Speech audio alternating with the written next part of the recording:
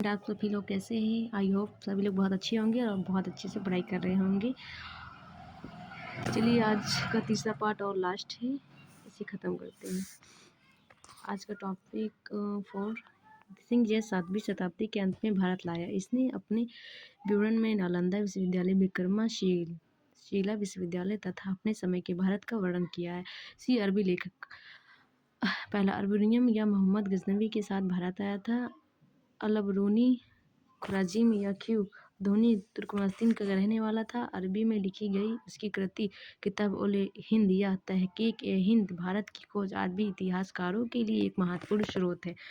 यह एक विस्तृत ग्रंथ है जो धर्म और दर्शन, त्योहारों, खगोल विज्ञान, कीमियों, रीति रिवाजों तथा प्रथाओं, सामाजिक जीवन भार तौल तथा मापन विधियों, मूर्ति कला, कानून, माप तंत्र, विज्ञान आदि विषयों के आधार पर 80 अध्यायों में विभाजित है। इसमें राजपूत कालीन समाज, धर्म, रीति रिवाज, राजनीति आदि पर सुंदर प्रकाश डाला गया है।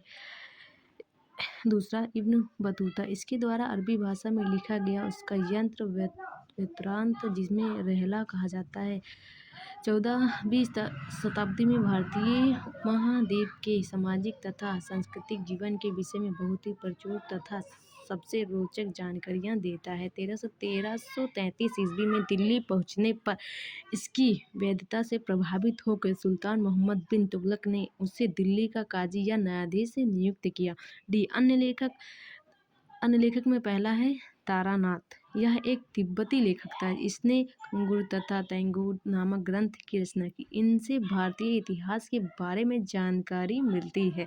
दूसरा मार्को पोलो, यह 13वीं शताब्दी के अंत में पांड्य देश की यात्रा पर आया था। इसका विवरण पांड्य इतिहास के अध्ययन के लिए उपयोगी है। पुरातत्व संबंधी साक्ष्य से मिलने वाली जानकारी। भारतीय पुरातत्व शास्त्र का पितामह, फादर ऑफ इंडिया आर्कियोलॉजी, एक अलेक्जेंडर कंगनी को कहा जाता है। Alexander, Rea, Longhurst, Robert Sewell, James वर्गस, वाल्टर एलियट, ये सभी भारत के पुरातात्विक स्थलों के उत्खनन से संबंधित हैं।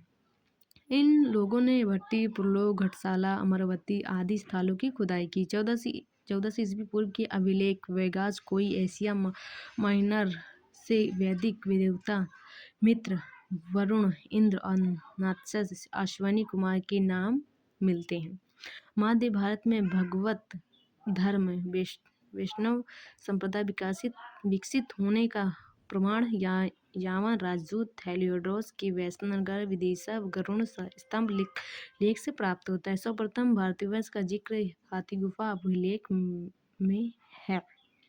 सर्वप्रथम ध्रुपद का जानकारी देने वाला अभिलेख सोहगोरा अभिलेख है।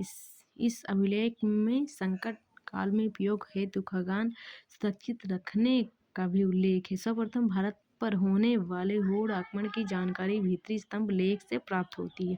सती प्रथा का पहला लिखित साक्ष्य एरण अभिलेख शासक भानुगुप्त से प्राप्त होती है। सातवाहन राजाओं का पूरा इतिहास उनके अभिलेखों के आधार पर लिखा गया है।